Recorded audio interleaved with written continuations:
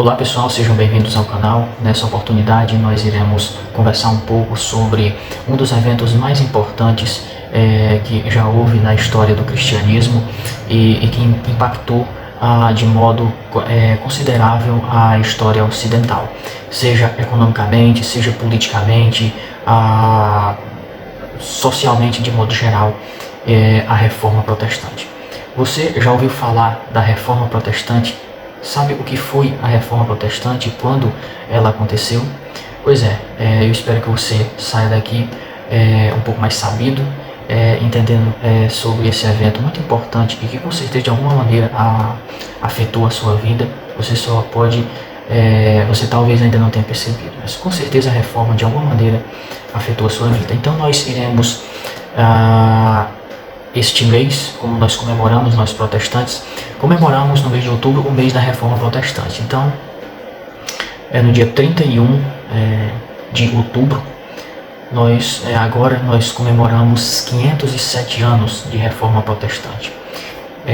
A Reforma Protestante, a data que se tem em registro é 31 de outubro de 1517. Foi aí que esse movimento irrompeu e ainda causa impacto até hoje. Então, nós iremos perceber o contexto histórico do século XVI, que foi a época que a Reforma Protestante aconteceu. Nós iremos perceber também as causas que levaram a Reforma Protestante a vir à tona. Vamos também lembrar aqui de alguns nomes como os pré-reformadores, aqueles que antecederam a Reforma com algumas ideias reformistas já antes de Lutero. Vamos também mencionar alguns nomes de destaque como os principais reformadores, os pré-reformadores e os reformadores. Iremos também tentar abordar as consequências desse movimento que chamamos hoje de Reforma Protestante na sociedade. Iremos perceber também alguns impactos religiosos. Então iremos começar agora com algumas definições. O que é Reforma Protestante? Em linhas gerais, a Reforma Protestante foi um movimento essencialmente religioso, com impactos em diversas áreas da sociedade, impactos como na política, na economia, nas classes trabalhistas, no movimento, como, para usar uma expressão de Karl Marx, no proletariado, no movimento proletário e burguês. Então a Reforma Protestante foi esse movimento essencialmente religioso. Algumas pessoas dizem que a Reforma Protestante não foi um movimento essencialmente religioso, mas que foi religioso, político, social. Eu prefiro dizer que foi essencialmente religioso, porém com impactos na política, na sociedade, na economia e em diversas áreas. Mas se você disser que a Reforma não foi essencialmente religiosa, se você tirar o elemento religioso da Reforma Protestante, você acabou com o movimento. Não há Reforma Protestante sem o elemento religioso, que é fundamental para que se exista esse movimento. Então, a Reforma Protestante foi um movimento essencialmente religioso que protestou contra, principalmente, eu diria, talvez até unicamente, contra a Igreja Católica.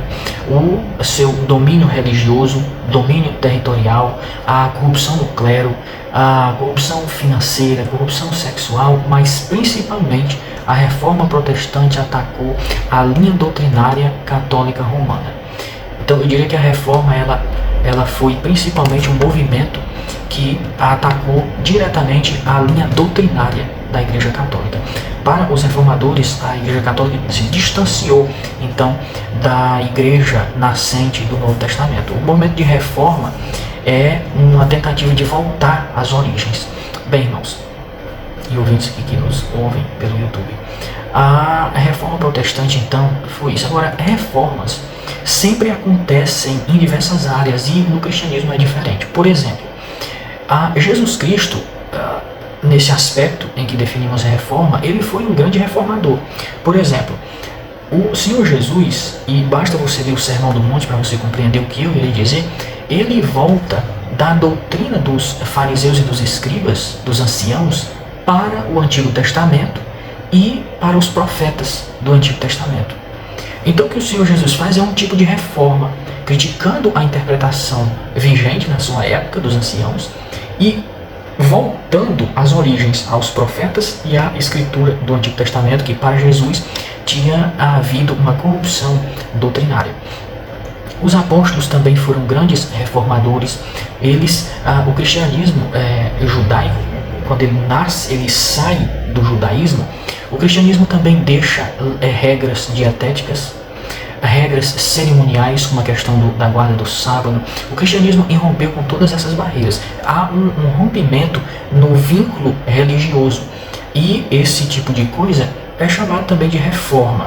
Então, a reforma protestante foi esse movimento de protesto contra a doutrina, segundo a visão dos reformadores, doutrina desviada da doutrina apostólica. Então, o que os reformadores fazem é, assim como Jesus voltou da doutrina dos anciãos para os profetas do Antigo Testamento, os reformadores voltam da doutrina católica romana para a doutrina apostólica. Então, creio que deu para explanar um pouco sobre a definição de reforma protestante, um movimento essencialmente religioso que impactou a política e toda a sociedade, mas era um movimento que foi diretamente religioso, foi um protesto contra a Igreja Católica Romana. Nós iremos perceber também agora um pouco do contexto da época da Reforma Protestante.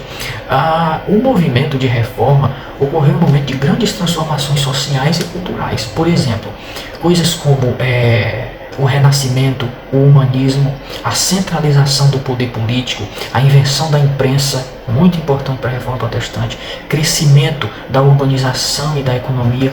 Por exemplo, o Renascimento foi um movimento intelectual e muito crítico, juntamente com o humanismo, que era um movimento crítico. O Renascimento ele é uma volta aos originais, uma volta às fontes de qualquer aspecto do saber. Então, os reformadores, influenciados pelo Renascimento, quiseram estudar a Bíblia diretamente nos originais.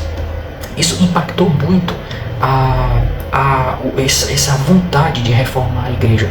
Quando os reformadores tiveram contato diretamente com o grego e o hebraico das escrituras sagradas, eles viram uma grande discrepância entre o que estava nos originais e a tradição latina de Jerônimo e, salvo engano, também a tradução de Erasmo. Então, os reformadores voltaram aos originais para lerem as escrituras na sua própria língua. E essa foi uma grande revolução. Centralização do poder político, também os reis e os príncipes buscavam maior autonomia, por isso eles quiseram romper com a igreja que era dominante também na parte geográfica. Nós tivemos um fator muito importante também nesse contexto histórico, que foi a invenção da imprensa.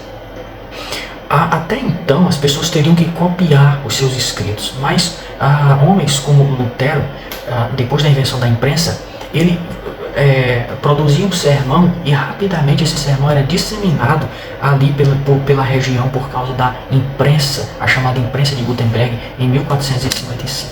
Então o fator imprensa foi muito importante para a propagação das ideias reformistas. Outro fator importante é o crescimento da urbanização e da economia. Essas coisas estavam em erupção. Uma nova classe média emergente começou a questionar a influência e as cobranças financeiras da Igreja Católica. Então, foi uma época em que as classes mais pobres estavam também, de certa forma, criticando e reclamando esse domínio católico econômico, domínio territorial. Então foi nesse contexto em que a reforma protestante ocorreu. Um contexto também de corrupção religiosa. Hoje até os próprios católicos admitem que a igreja da época da reforma tinha muitos e muitos defeitos, e a contra-reforma acabou corrigindo isso depois da reforma protestante. Agora nós iremos perceber algumas causas da reforma protestante. Aqui há muitas causas e iremos mencionar apenas algumas. Causas religiosas, causas políticas, causas econômicas e causas culturais. Eu irei priorizar apenas as causas religiosas. Por exemplo, vendas de indulgência, que foi um fator muito importante para que Lutero protestasse contra a Igreja Católica. A corrupção do clero, a simonia, o luxo dos líderes eclesiásticos contrastava até mesmo com o ensino cristão. Então Então, a corrupção do clero foi um fator muito importante para que a reforma também acontecesse. Eu diria que até um fator necessário.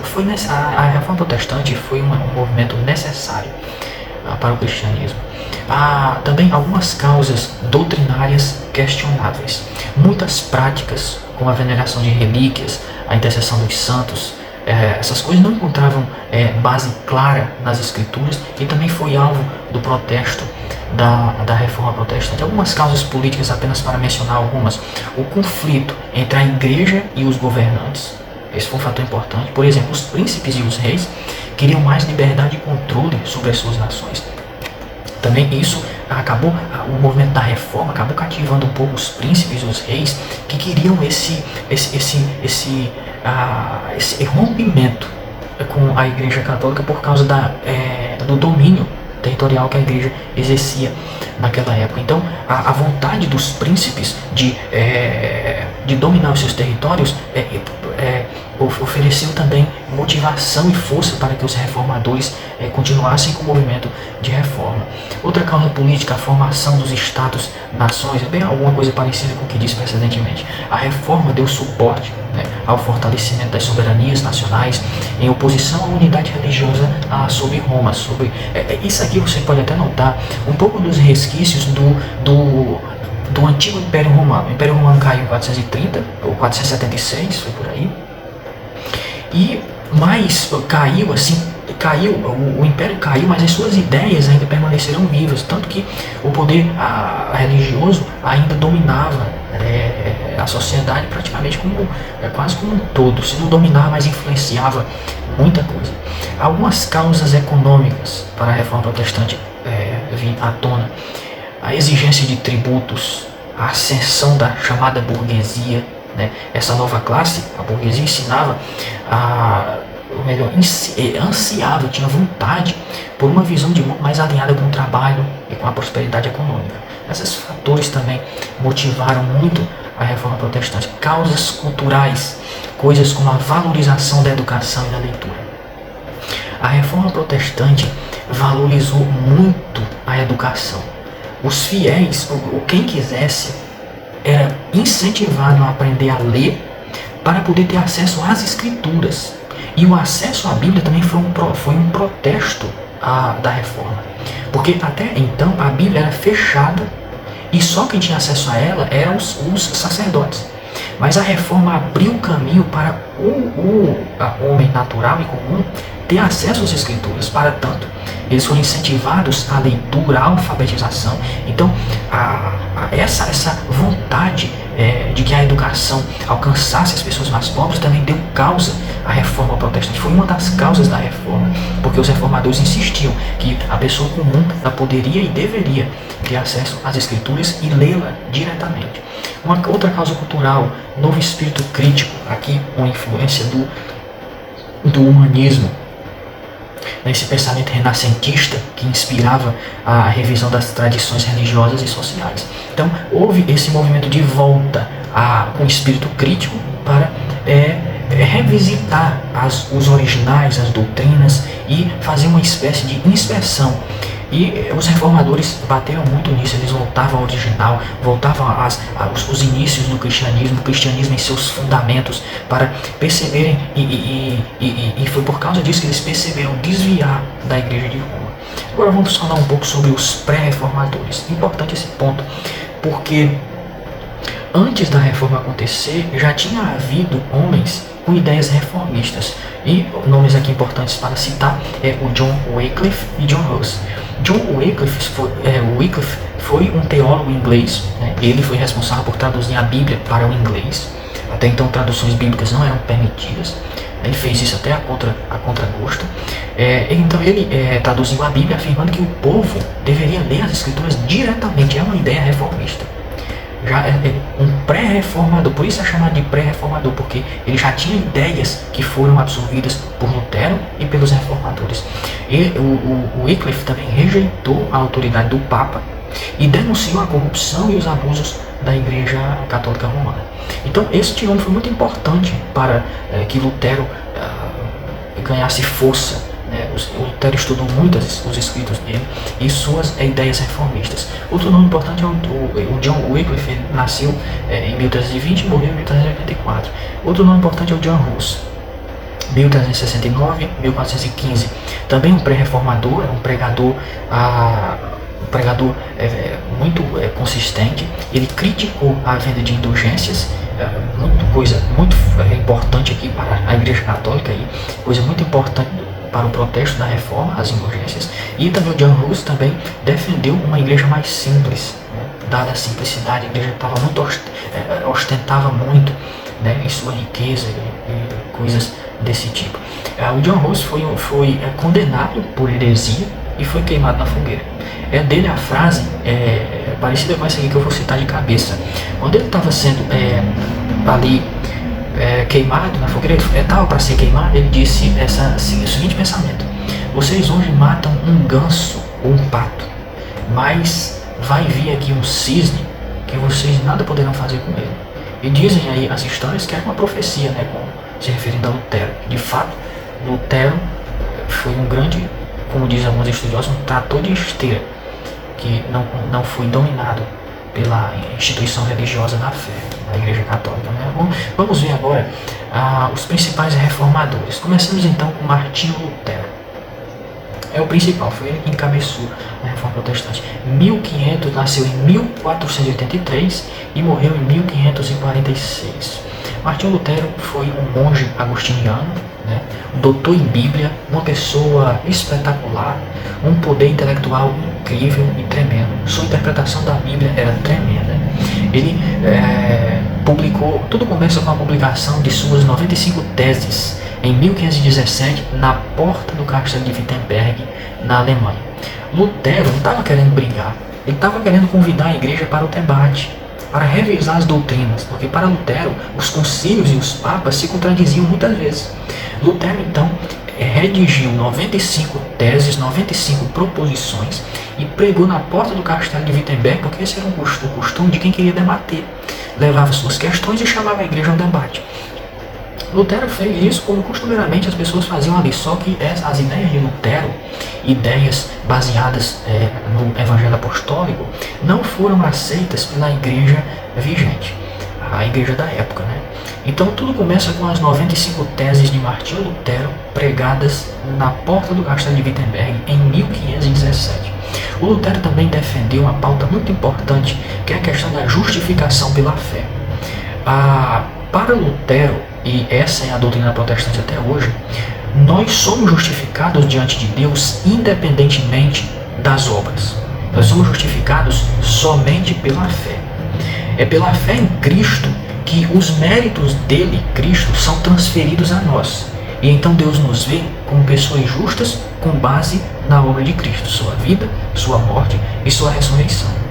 Para a Igreja Católica, o homem não é justificado somente pela fé. Até o catecismo da Igreja Católica diz que quem disser que o homem é justificado somente pela fé seja anátema, seja amaldiçoado.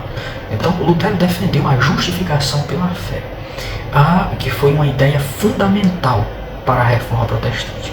Lutero dizia que o homem diante de Deus, para se reconciliar com Deus, não necessita de obras, de mediação de santos, de mediação de imagens, nem da mediação da igreja.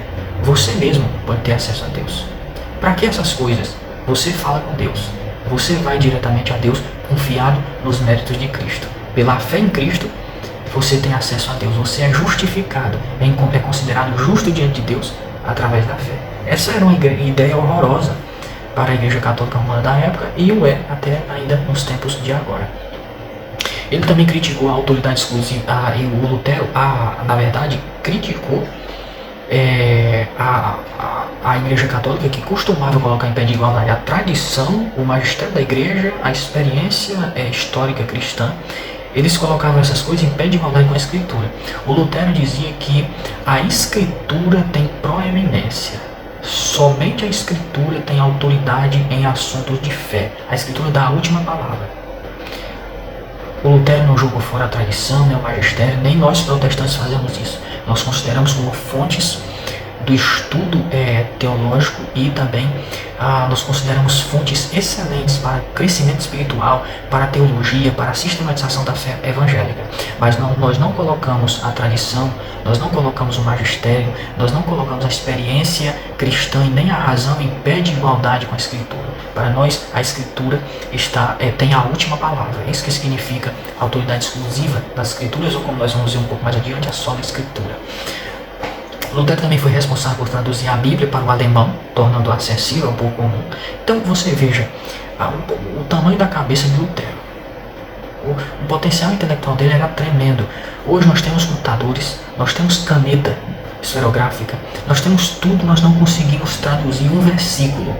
Lutero, sem computador, sem caneta, sem papel disponível e farto, conseguiu traduzir a Bíblia dos originais da tradição de Erasmo para a língua comum do povo, o alemão.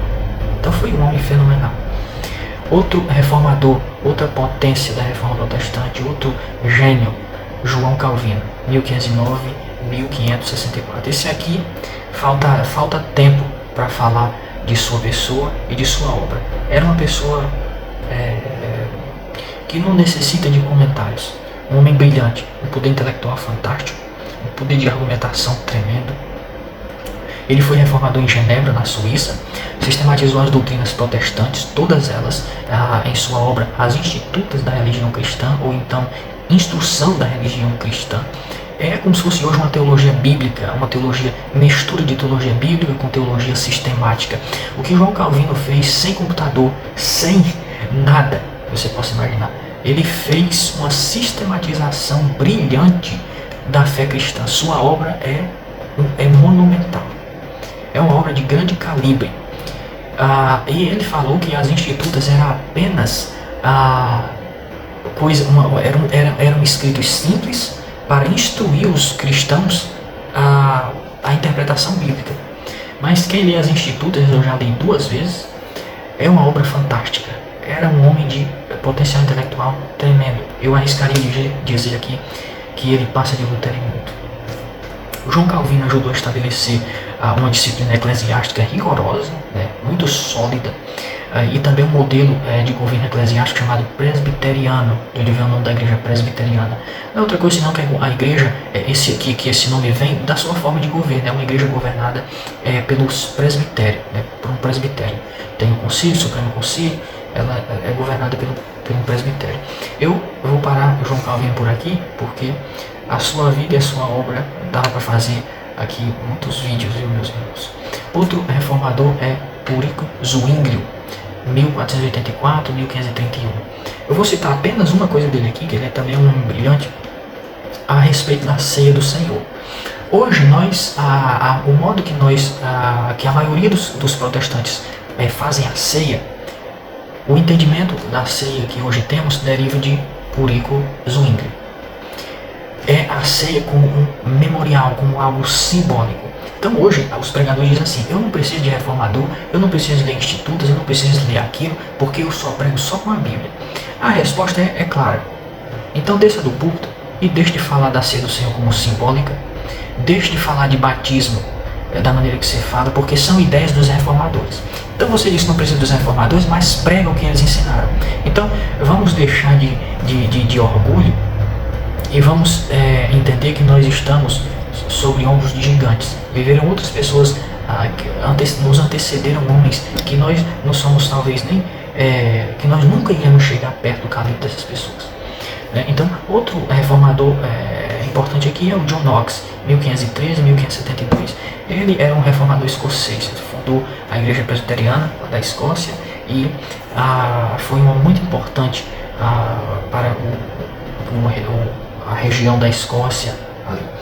Então também tinha muita coisa para falar dele, mas eu quero ir já para caminhar para o final desse diálogo, desse monólogo. Alguns impactos da reforma: impactos políticos, impactos sociais, educacionais, econômicos. Aqui eu vou apenas citar algumas coisas, porque não dá tempo de parar e falar sobre cada uma delas. Impactos políticos: fortalecimento dos Estados-nações. Os reis e os príncipes, como eu mencionei anteriormente, utilizaram a reforma para consolidar seu poder. Impactou de alguma forma nesse aspecto a sociedade. rompendo ali com a autoridade papal, né? Então a reforma também influenciou e impactou isso aí. Houve guerras religiosas também, isso é inegável. Impactos na sociedade da educação, a alfabetização em massa. A necessidade de ler a Bíblia impulsionou a educação e a alfabetização. Como as ideias da reforma, advindas da reforma, incluíam cada pessoa ter a liberdade para ler as escrituras, era necessário que elas aprendessem a ler. E, portanto, a reforma influenciou a alfabetização em massa. Isso causa uma liberdade tremenda. O movimento de reforma protestante também foi esse movimento de libertação. Você pode ler, você pode ter acesso diretamente a Deus, você pode interpretar as escrituras, você pode ser um sacerdote. Então isso, meus irmãos, isso influencia, isso fala de uma liberdade tremenda. Alguns impactos aqui na economia. Pessoas do calibre de Max Weber, estudante da Reforma Protestante, em sua obra Ética Protestante e o Capitalismo, a sua tese sugere que a ética do trabalho, promovida pelo protestantismo, contribuiu para o desenvolvimento do capitalismo moderno. João Calvino, ele diz o seguinte: se você está desmotivado no seu trabalho, lembre-se que você trabalha para Deus. Que Deus está com os olhos o tempo todo em cima de você. Você trabalha para Deus. Então volte lá e dê o seu melhor. Porque em última instância, o seu patrão é Deus. Não importa se você trabalha para um patrão ruim, para quem você não gosta, volte lá e dê o seu melhor. Porque em última instância, o seu patrão é Deus. Faça o seu melhor. Isso é revolucionário. Eu saber que eu tenho que trabalhar e dar o meu melhor, o meu patrão estando presente ou ausente. Outro impacto econômico trazido pela Reforma Protestante: transformação das relações sociais. Houve maior valorização do trabalho e da responsabilidade individual. O capitalismo. Agora, impactos religiosos: surgimento de novas denominações. Há aqui então uma descentralização do poder religioso, concentrado apenas em uma instituição e, em última instância, em uma pessoa, o Papa. Agora, houve uma quebra nessa concentração do poder. Houve uma descentralização do poder religioso através de denominações. As denominações primeiras, o luteranismo, o calvinismo ou a igreja teologia reformada, muito importante, anglicanismo e o presbiterianismo. Essas são as primeiras denominações protestantes. Mudança, outro impacto religioso: mudança na autoridade religiosa e doutrinária. E aqui é um ponto importante. Há 5 coisas pelas quais nós podemos resumir ali o aspecto doutrinário trazido pela Reforma Protestante: a sola Escritura, sola fide, sola gratia, solus Christi e solus Deo Gloria. Vou me deter em cada uma delas aqui rapidamente. Sola Escritura ou somente a Escritura. Para os reformadores, a Bíblia é a única fonte de autoridade suprema e infalível em questões de fé e de prática. Não há nada mais que ver com a tradição em pé de igualdade com a Escritura. Os escritos dos pais da igreja, a experiência religiosa dos pais da igreja, a razão, nem o magistério, todas essas coisas são importantes, são consideráveis, mas a Escritura é suprema. A tradição eclesiástica, portanto, e os concílios, eles são considerados pelos protestantes tradicionais, e eu sou um deles, essas coisas são consideradas importantes, mas elas são subordinadas à autoridade das Escrituras. Esse ponto é muito importante. Então, somente a Escritura, não é que você vai ser radical como uma vertente cristã, os chamados anabatistas, que rejeitavam qualquer tipo de livro, a tradição como pecaminosa, a experiência cristã como pecaminosa, a razão. Eles não davam valor a nada disso, eram radicais, extremistas. Nós, protestantes tradicionais, não consideramos a tradição pecaminosa. A tradição é importante, os concílios são importantes, a razão é importante, a experiência cristã é importante, elas só não são iguais à Escritura. Em uma palavra, a Escritura tem a última palavra. Outro aspecto religioso, o sola fide, ou somente a fé. A justificação, a condição de justo diante de Deus é alcançada pela fé. Não há que mencionar aqui a necessidade da igreja, de obras, de mediação de santos, nenhum mediador. O homem é justificado diante de Deus somente pela fé. A fé e somente a fé. Nós jogamos fora as boas obras? Não. Nós jogamos fora a igreja? Não. Nós jogamos fora a água com o bebê junto? Não. João Calvino diz assim: somente a fé salva, mas a fé que salva não está só. Isso é tremendo.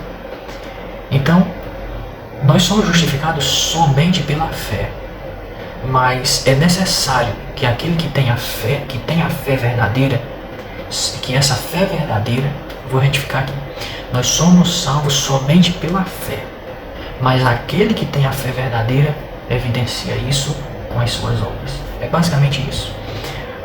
Essa fé é um presente de Deus, é um dom. Não adquirimos a fé porque não produzimos essa fé por nós mesmos, porque somos brilhantes ou melhores do que outras pessoas que não têm fé, não. É um presente de Deus. A fé é um dom e se fundamenta exclusivamente na confiança e no sacrifício de Cristo. Somente nisso. O homem é justificado diante de Deus pela fé em Cristo e somente nele. Outro aspecto, a sola gratia, ou somente a graça. A salvação é um dom, não é uma troca de minhas obras para que Deus possa me dar salvação.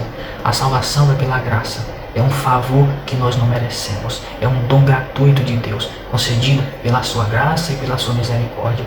Não é merecimento por causa das minhas obras, é um dom de Deus. A igreja dizia que a salvação dependia de muitas outras coisas, dos sacramentos e às vezes de obras suplementares dos cristãos que já tinham falecido. As obras deles suplementavam a nossa falta de obra.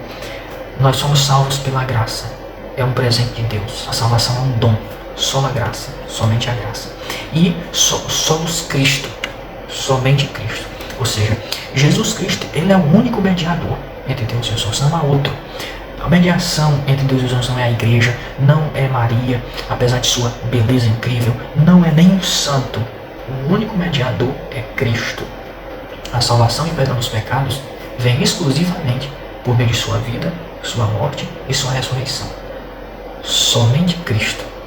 Outro aspecto e o último, só lhe deu glória, ou somente a Deus, somente a glória. Glória somente a Deus.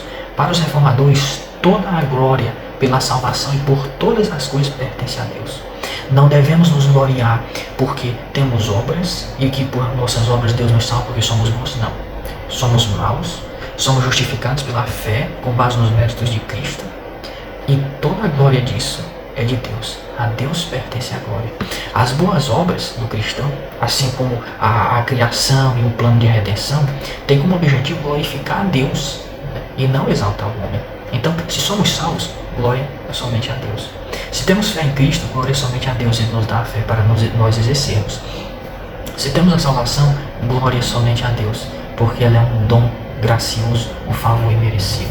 Então, recapitulando aqui, a parte doutrinária da Reforma Protestante: somente a Escritura, somente a fé, somente a graça, somente Cristo e a Deus, somente e a glória somente a Deus. A Reforma teve impactos na liturgia sacramental, né? Teve incentivo à leitura da Bíblia. Teve muitas coisas que nesse vídeo não vai dar para mencionar todas essas coisas.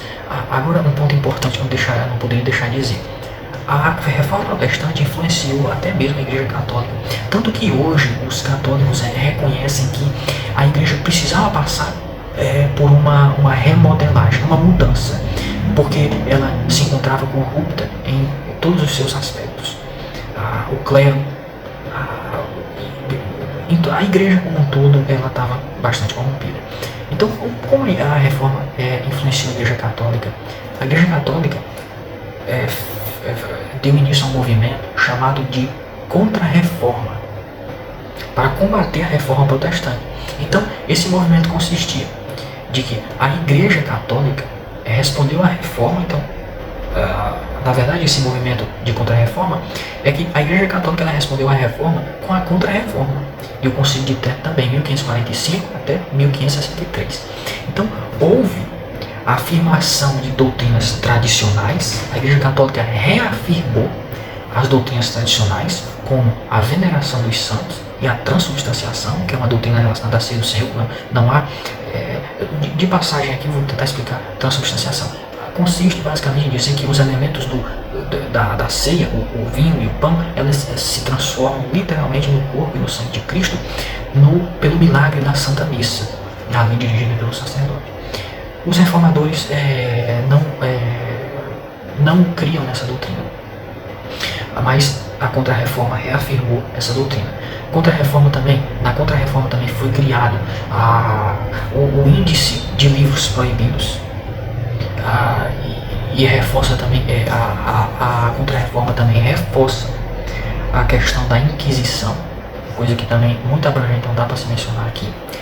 Surgiram novas ordens advindas da Contra-Reforma, como a Companhia de Jesus ou os jesuítas, para promover a educação e combater o avanço protestante. Então, a Igreja Católica foi bem influenciada pela Reforma protestante. Então, por último, eu queria mencionar a evangelização e a expansão global do Evangelho. A Reforma também impulsionou a expansão missionária. Para vocês terem uma ideia, João Calvino enviou missionários aqui para o Brasil, lá em 1500 e alguma coisa. Salvo engano aqui, esses missionários enviados por João Calvino foram mortos no embate religioso com o movimento encabeçado pelo padre José de Anchieta. Mas essa informação carece de fonte, porque eu não estou bem certo, mas eu vou investigar isso e responder nos comentários. A evangelização global, coisa influenciada pela Reforma. Os protestantes promoveram missões nas colônias da América, da África, da Ásia. A Contra-Reforma reforçou a evangelização católica, um movimento reacionário, especialmente através da atuação dos jesuítas. Então, para resumir, toda essa questão da Reforma Protestante, que foi um movimento essencialmente religioso, que você pode perceber como impactou a sociedade como um todo, a política, a economia, a sociedade, eu diria, como um todo. Então, nós somos gratos pela Reforma Protestante, somos gratos pelas pessoas de John Wycliffe, John Hus, Martinho Lutero, João Calvino, Ulrich Zwingli,